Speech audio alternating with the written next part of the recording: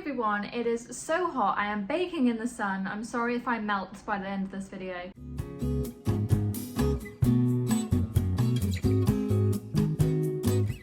I am so excited because I'm going to officially tier rank most of the BookTok popular romantasy books. So these are mainly like the OG popular romantasy books. And fantasy romance and general fantasy, YA, new adult, whatever, things like acotar, Fourth Wing, they'll definitely be on here along with some others. And I'm going to rank them into new personality unlocked. You know, I was a different person after reading this book, okay? These are probably 6-star reads. Please read this. A 5-star read, like you really should read it. I think you'd really like it. You should give it a go. Sweet treat. It's fun. I really like it. If you don't like it, I'm not angry. I understand, but I really enjoyed it. Not for me, but is the category where, yeah, again, it's a bit more of a stronger. I didn't like it. However, I can see some redeemable things that you might like. DNF is just a full, I didn't like it, and I don't see how you could like it, to be honest. I just think objectively it's not very good. And Someone Lied is just, this was a joke. Someone's playing a joke on me. This is a prank. Like, there's no way that people enjoy this. I don't think that any of these are going to come into that category because I think that's quite harsh. But we'll see. I don't know. And hopefully if you're someone that is looking to get into romantasy, this might be a really good video for you to get some ideas of where to start. Okay, so first off, we have A Fate Inked in Blood. So I actually read this very recently. I read The Bridge Kingdom by Daniel L. Jensen before, and I preferred that series to A Fate Inked in Blood. But I did enjoy A Fate Inked in Blood. I don't really have anything negative to say other than I couldn't get crazily into the romance, but I think that's just a me thing. I don't know why it was. I think it's because the main character was a Viking and had long hair, and I kind of pictured him as a very specific character from The Last Kingdom, and I think that's my own problem. I don't know why I pictured that, why my brain went there, but I just couldn't really see him as like hunk, you know? Daniel's writing is really good though, and basically this book is essentially based very kind of loosely in the background of Vikings. That's kind of all you need to know going into it. If that appeals to you, I think you will like this. I think you just need to be into the entire, basically if you watch The Last Kingdom, you'll like it. Danielle is very good at introducing a lot of politics in her books, and if you don't like fantasy politics and not court politics, because I love court politics, I'm not so big on like kingdom politics. There's a lot of that in her books, so if you like that, amazing. So do you know what, I'm going to put a sweet treat though, because I don't have anything bad to say at all. Like I wouldn't even say it's not for me because I did like it. So yeah, but it's very middle. Okay, Throne of Glass. Yeah, well, we know where this one's going. Should we just put it, let's just put it straight there. Okay, now don't get me wrong, this did actually take me a couple goes to get into. I think I read the series, well, twice. The first time I DNF'd after the 4th book because I basically kind of just forgot about it. I got distracted and I kind of went into a reading slump and then just didn't pick it up again. And then the second time I reread the whole thing, but I really powered through Tower of Dawn and I didn't really enjoy it. So the last book didn't mean a lot to me. I recently on my channel did a full reread where I annotated everything, and I really like took the time to research and understand about the whole world. Then it hit me. I don't know why, it just sunk in. So I would recommend, if you're gonna read this, you need to be expecting more than just some romance. You need to be able to and be willing to take in the entire fantasy world. There are so many little details within this series that are insane and are just incredible. Again, there is a lot of politics here, but it's amazingly done. A whole video, I could do a whole series talking about this series and going deep into each book and talking to you about every single thing about it, and lots of people have done, so I'm not going to do that now. The only reasons I think that you would dislike this book is that there's a lot of books in the series, so if you're not crazy into the first one, you're probably not going to keep going. However, it has got a very well thought out fantasy world, so again, if you're looking for something that is just smut, this is absolutely not the series for you. However, for me personally, this did unlock a new personality. I'm a different person after this, and it gave me my #1 book boyfriend, Dorian. Okay, he is my #1. I would not have him if I hadn't read this. So yeah, it's hard because the new personality unlocked section, I feel like I could talk about for days. Each of the books that I'm going to put in there, so I'm going to try and keep it short and sweet. But I don't even want to put it in please read this or not liked or sweet treat, because if you don't love it, I can't really see why. You know what I mean? I don't blame you, I'm not mad at you, that's fine. Obviously, you know, do your own thing. But I will be confused, let's just say. You know, like, it's like when people don't like cheese. Absolutely fine, that doesn't matter. More cheese for me, if anything. Like, who cares? But I will just be a bit like, oh, I don't know why, because it's nice. But it's fine, I understand subjectivity. It's okay. But you know what I mean? Okay, Dance of Thieves. Oh gosh, so I read this, I read this years ago now, to be honest. I remember liking it at the time, but this is the thing. Can I remember anything that happened in it? No. Which, you know, makes me think, well, then I clearly couldn't have loved it loads. So, look, I'm gonna put it in sweet treat, because I don't want to put it in not for me, because when I read it, it was for me. I did enjoy it. So let's just not, yeah, it can't go in there. But I remember enjoying it. I remember it's an enemies to lovers, and the enemies to lovers did eat, and it was a great duology, but I literally remember nothing else. There's a couple images that I'm leaving here, the books down here that I'm leaving because I haven't read them yet, so I'm just picking out the ones I have. So Spark of the Everflame, this one, someone lied. Okay, that is the harshest one, and I think maybe the only one that'll be in there. I couldn't get through the first 50 to 100 pages of this book. Every time I read a book, I sit down and I read at least 50 pages in one go, because I think if I don't, I'm not like immersed in a story and I forget about things. It's harder to get into it. I struggled so much. The writing, to me, was not very good. And it had the classic thing that I hate, where it kind of built up the world by the characters saying things very clunky, in a very clunky way. It didn't make sense. It wasn't accurate to how you'd actually speak. So for example, you know, I wouldn't say to my friend, oh, but in this world where we must always do this, you shouldn't do that. You know that.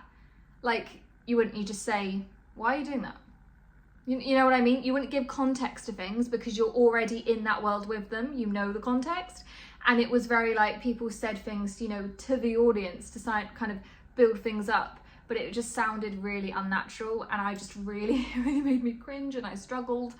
The mailman character that was introduced, that I think was meant to be the love interest, I did not like straight away, and I just wasn't sure how he could come back from that in any way. However, a lot of people really like this book and say how much they love it and love the whole series.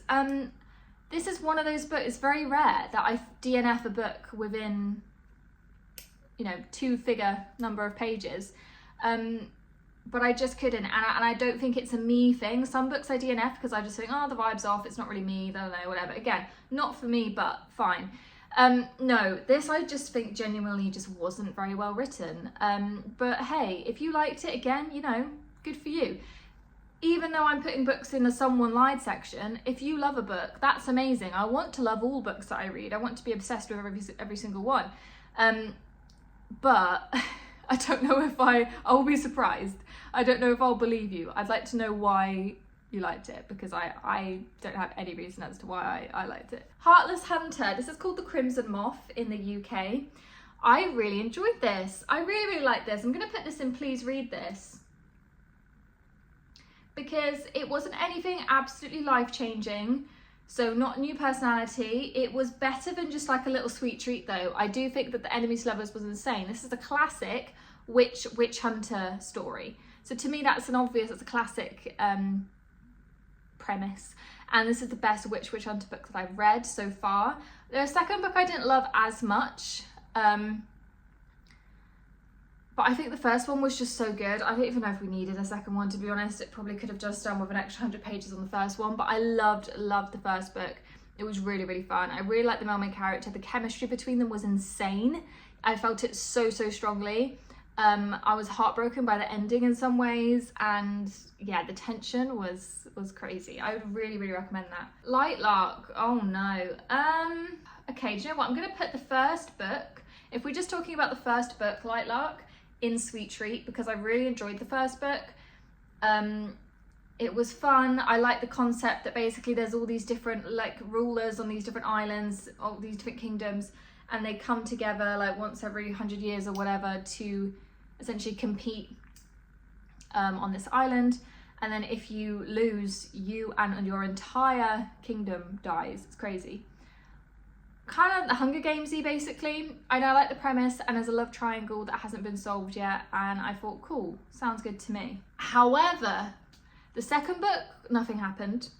The third book, nothing happened, and she's now writing 2 more books in the series, even though nothing happened in the last 2. I'm not continuing the series anymore. That is it now. I tried the third one. I was already not really thinking it was going to be great. I was hoping it would pull back from the second one. But no, I think, to be honest, this could have been a duology. So it's a shame, because the first book I actually really, really liked. It's probably like a 4.5-star read. I really liked it, and I actually would recommend you read it. I'm not saying please read this, but I'd recommend it. And yet the books following, nah. The Veiled Kingdom is a very similar thing. In fact, I'm going to put it actually though a bit lower in not for me, but because again, the first book I enjoyed it. The enemies to lovers was amazing. The male main character and the female main character has such good chemistry. I love them together. I like both of them separately. We had dual POV, so I was obsessed with both of them. I normally work with a dual POV a lot better. So yeah, I really liked it. And then the second book was like 200 pages long. It wasn't even a proper book. It was like a novella. Absolute pointless. Again, nothing happened. It was just them sort of traveling, trying to find each other. And then the third book didn't pull back from that. There was a big twist, and you know, things happened in the third one at least. But even then, it all could have been put either in one book, the first book, or in 2, not 3. So again, the first book, I'd say give the Veiled Kingdom a go, because it was fun and I like the romance. I'd say the romance is a lot stronger than the fantasy. However, the books following, not for me. So I'm going to put it in not for me, because to be honest, the second and third book was so bad that I actually kind of went off the first one. Because at least with Light Luck, the first one, the way it ends, you can kind of just not read anymore if you don't really want to. Whether with this, it was kind of like, I was waiting for so long for everything to be resolved, and it just annoyed me essentially at this point. And I might get there with Light Luck, I'm not sure. But the Veiled Kingdom was not as good as the first Light Luck book I found, so that's why I've moved it down. Guilds, okay. I'm gonna put that in please read this. I nearly was gonna put it in new personality unlocked, because this originally was a 6-star read for me, the first few books, and then it kind of petered out and it kind of went down a little bit. And by the last book, I did enjoy the last book when I read it, because I was just like, oh my god, it's the end of this series that I really love. But when I actually sat back and was like, wait, Ames, like what happened in that? And like, are you happy with how things played out? I was like, no, I wasn't. So anyway, that's the full series. The full series I'd say was about a 4-star read. The first book though, yeah, I really enjoyed. Now there are big themes in this, like there's big trigger warnings, so please look up the trigger warnings before you read this, just to be doubly sure. And it is graphic in a lot of ways, and that was quite hard, but I don't know, for some reason something just clicked with me with this series I really liked. I mean, I think mainly it's probably the male main character I loved. So sort of the second and third book I particularly loved, because he was like the strongest and best in that. The female main character is also incredibly strong. She's so cool. She's also painted gold, can I just add? She's painted gold, and she has these massive ribbons that come out of her back. It's essentially a Midas retelling, and that as well I found a really interesting concept. So yeah, I'd say please read this, please give it a go. I really enjoyed it, but check trigger warnings. Quicksilver, ooh, okay, I'm gonna put in Sweet Treat. Let's leave it there for now. Could potentially put it in not for me, but now, look, when I read this, I cringed a lot, almost constantly, to be honest. Partly because his name is Kingfisher, which we all know, like online it's no secret, none of us like that. Why is he called Kingfisher? It's not a very nice name, it's not a very attractive name, it's just a bit weird. Also, he is a sort of MMC that is very mean and brutal and harsh to her to begin with, and sweary, and then slowly gets a bit more soppy, kind of. But I just don't gel with that kind of like really angry, moody, rude MMC. I really struggle to come back from that, you know? I like someone like Dorian Havillard, who is very like suave and sweet, and like you can tell really deep down that they are just sweet. And even if you can tell that deep down with the hard exterior, I don't know, the hard exterior just doesn't hit for me. So that also was a bit like, I just don't care about this male main character. He's not even on my book boyfriends list on my phone. He's not even on there, because I just don't care. What brought this back for me actually was Carrion, who is sort of a side character, I guess. I mean, he might be a bigger one in the next book. he was a side character. I actually found him had the best personality, and he was the funniest and he was the hottest. So that brought it back. I did really like the female main character. She was really strong and really cool, and I saw a lot of myself in her, and I liked the setting. So that's why I've put it in Sweet Treat. And to be honest, it was more after I'd finished it, and then I saw loads of like memes of people on TikTok talking about it, that I was like, oh yeah, that bit was really funny. And I was like remembering bits about it and actually really enjoying it. So I actually enjoyed it a lot more after having read it. The second book comes out at the end of the year. I am going to reread it before then, and I think that I will like it even more. Yeah, so I would say give it a go, but I'm not absolutely begging you to read it. If you say that you don't want to because of the things you've heard online, I don't blame you. I think this is for a specific type of person. I think if you're a dark romance girly, you will really like Kingfisher, and so you will really like Quicksilver, but that's not really my priority. Like, that's not me. But I still enjoyed it. It just wasn't, up there. From Blood and Ash, I read recently. I'm gonna put in Please Read This, actually, because the first book is insane. Is so good. I actually really liked it. Look, and a lot of people slate it and hate on it, and look, cool, good for you. I do think with Jennifer L. Armentrout's books, you are getting a romance in a fantasy setting. I don't think you're getting, a crazy thought out fantasy world, but I would still say that the fantasy is good and the plot is good. There were lots of turns and twists and things that made me gasp while reading it. I will say the rest of the series gets worse and worse, because the romance is almost so good that it gets so perfect that after the third book, you're like, okay, well, what now? There's nowhere else for this romance to grow. And the plot is kind of the same. There's nowhere else for it to go, but she keeps pushing it. So I would say give the first book a go. I would really recommend that. If you want a really, really hot male main character, you will like From Blood and Ash. After that, I don't blame you for not continuing, to be honest. It's totally up to you. I might read the spin-off series at some point. Well, I will. When the Moon Hatched. DNF. I DNF'd quite far in. I really tried to give it a go. The writing was beautiful. It was really beautifully written, but it was almost too beautifully written for me. Like, my brain couldn't handle it. I couldn't take it. It was too much. The world building was incredibly intense. This was a lot more of a fantasy than a romantasy, so keep that in mind when you read it. I did read this on my phone though, which is kind of an odd thing to read it on, so it was really long and it felt quite hard to get into, and I had a little phase where I had to read stuff on my phone for a while. I will reread this at some point before the next book comes out. I think it's coming out beginning of next year now. So I will reread it at some point. But yeah, you need to go into it expecting a high fantasy, because I was very confused. I didn't understand anything that was happening. You're not really told stuff, which is good because, like I said with Sparkle the Everflame, don't want that. That's what I was complaining about with that book. But this was almost just too much. It was almost, it was just a lot, and I just didn't really understand anything that was happening, to be honest. But the writing was gorgeous. It was just me being dumb, basically. Divine Rivals, I really, really loved. So we're gonna put it in Please Read This. I really, really enjoyed this. I read this about a year ago now.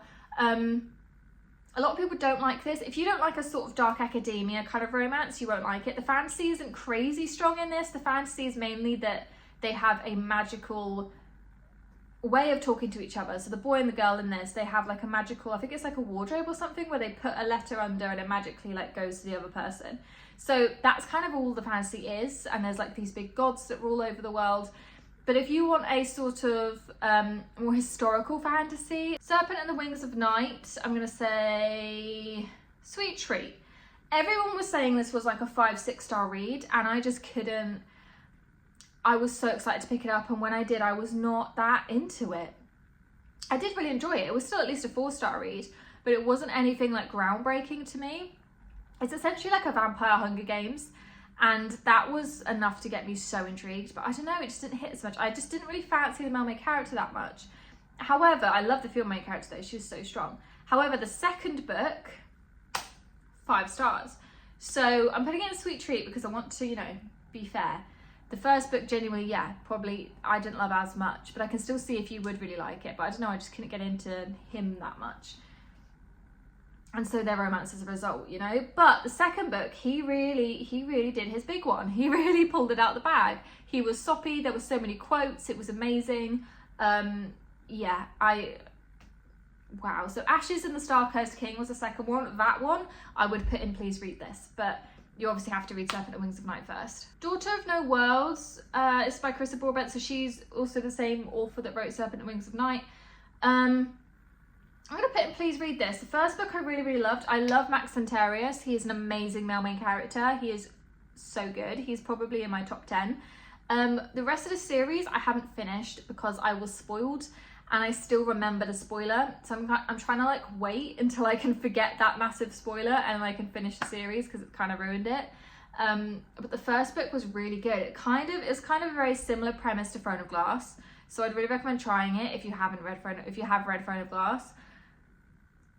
And like I said, the male main character was what did it for me. A lot of these books, if they've got a really great, strong male main character and the chemistry between the male main character and the female main character is amazing, because it doesn't take a lot for me to like a female main character, because I can see myself and parts of myself, even if she's annoying, especially if she's annoying, see parts of myself within her. With a male main character, I have to particularly like him in order to feel the chemistry between them. So yeah, and I definitely felt the chemistry in this one. Emily Wilde's Encyclopedia of Fairies, I'm going to say DNF. I would actually put in Someone Lied, but I can't really give a definitive reason as to why I didn't like it, so I don't really think that that's fair. It's just that I didn't feel chemistry between the characters, and it's not like a normal fantasy in that it's not set in some crazy fantasy world. It's kind of like, you know, these two people go on this trip to discover more about fairies, but I think the world of the fairies that was built wasn't something that I liked. It just didn't hit the same for me, but I think that I was expecting something a bit different. I was just a bit bored, and the writing style just wasn't for me, but a lot of people really like it. So yeah, I don't want to put it in Someone Lied because I can't pinpoint anything specifically that I think is objectively bad. It's just not my thing, and that's okay. I would put it in Not For Me, but to be honest, I mean, I did DNF it. I couldn't even finish it, so it does have to go a bit lower. Once Upon a Broken Heart.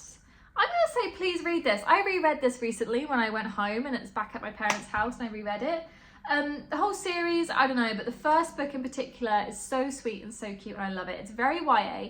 If you like pink aesthetics, you will like this series. If you want something dark and gothic, probably not gonna love this.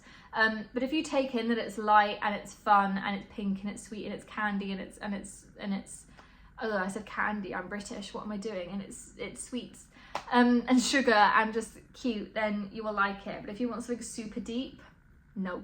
I do notice with Stephanie Garber's books though, is that I always really like the first book, and then the second two books I'm like, we could have just finished this in the first one.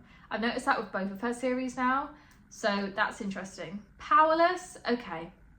I'm going to put in New Personality Unlocked, but I have some reservations about this. The first book, yeah, definitely loved it, obsessed.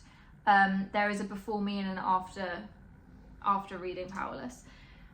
I can totally see if you don't like it. It's very YA, it's very, the world building isn't that intense. And I'd say it's more of a romance with fantasy built in. And yes, it is very similar to like Red Queen, Hunger Games, Divergent. It has lots of like those kinds of elements pulled through. But overall, I did enjoy it. I really, really enjoyed it. And for me, again, it's Kai Azar. So Kai Azar is like my number 2 book boyfriend now after Dorian. Yeah, he is the shining star for me. He kills me. He hurts my heart. So that's why it has to go New Personality Unlocked, because that is a character that I think about, I would say at least weekly. He comes into my head and I think about him. So as a result, you know, that and Throne of Glass need to go in there because those 2 book boyfriends are, you know, top 3. However, I enjoyed the second book because it was basically just the 2 characters having sort of enemies to lovers chats and chasing after each other.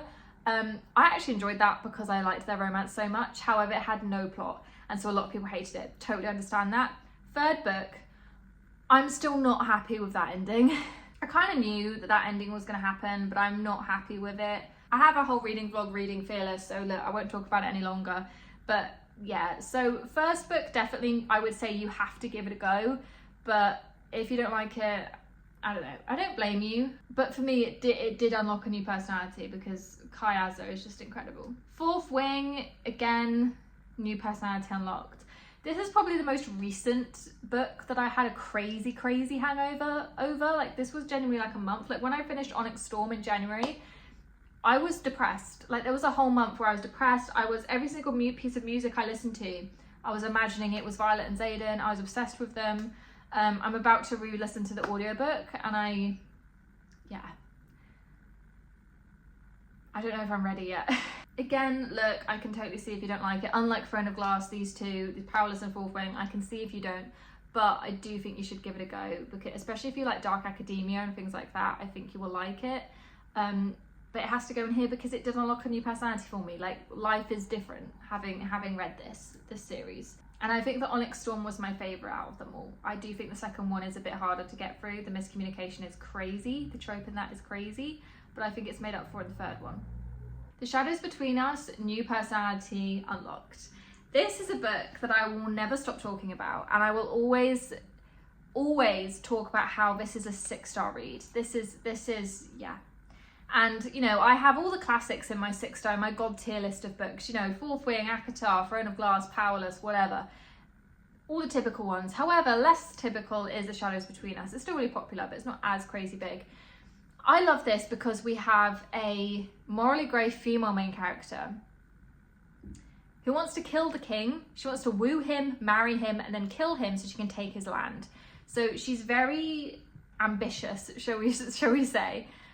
However, other people are trying to kill him, so she has to kind of help him work out who's trying to kill him, because if they kill him, how's she going to marry him and get his lands? So it's very interesting. I really liked Alessandra, even though at first she's quite hard to like, but actually I really liked learning more about her.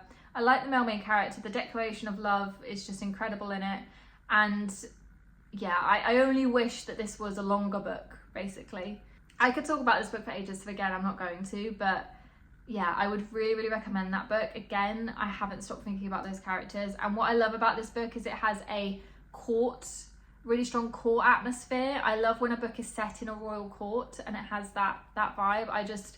The court politics, things like that, really gets me. I like that it feels set in like a sort of, I don't know, 1700s or something. It feels historical. Yeah, really like it. Also, we have a Shadow King, so. The Cool Prince, I'm going to say not for me, but I did actually really enjoy reading that trilogy when I was a teen. I think I was about 16, 17 when I read it. I actually did really enjoy it then, so it feels a bit harsh to put it in there now, but I'm just going to say now for me, now in my mid-20s, I wouldn't like it so much. And it felt very, I mean, the fact that the male main character has a tail, like, I still couldn't really get over that. I think I enjoyed it because when I was reading it, it felt like reading a fairy tale. And I think that was the idea. And I really enjoyed that. But I didn't really ever love the male main character or really care about their relationship, which I feel like a lot of people do and did at the time and talked about it. And I can never really understand why they liked Carden so much. And he was quite brutal. He said not very nice things, and he wasn't very nice to the female main character, which, as I've just discussed before, isn't something that really appeals to me or that I really like. So, and finally, A Court of Thorns and Roses. Yes, I'm putting it in new personality unlocked. I know that's so obvious and so boring, but look, and again, I'm not going to talk about it for very long. Yeah, I can't help it or even really explain why. If a book has that kind of emotional effect on me, I can't help that. It has to go high. Like, I almost see people being like, God, this is so bad, how has it got so big? But it's kind of like, but it obviously is good because a lot of people like it. And there's obviously something that happens within it that gets me. I think personally for A Court of Thorns and Roses, it's the found family. For Throne of Glass, it's Dorian, he's the highlight. He's what gets me. A Court of Thorns and Roses, yeah, it's the found family and that atmosphere. And Feyre's journey, I really just love, and it really resonates with me. And so I think that it really just depends what speaks to you, and that sounds really deep, but sometimes books are deep, you know, even a romantasy can be deep. So I totally understand if it's not your thing. And the first book is definitely not my favourite. I'd say it's like probably 4 stars, while the other books probably are definitely 6 stars. But Guys, my phone overheated. It literally stopped recording. She was like, it's too hot, you can't use it. So I've had to just wait here for half an hour for my phone to cool down because the sun was on it so strongly. So anyway, but that was a good timing because I had just finished ranking everything. So yeah, that's my tier ranking of popular romantasy books. There are definitely some missing off this list that I can add. So I could definitely do a part 2 sometime if you really enjoyed this. Please let me know what you think. And yes, I will see you very soon. Let me know if you've read any of these books and what you also thought. Feel free to disagree with me, absolutely fine, like, please. But yeah, I will see you very, very soon. Have a lovely rest of your day. Bye.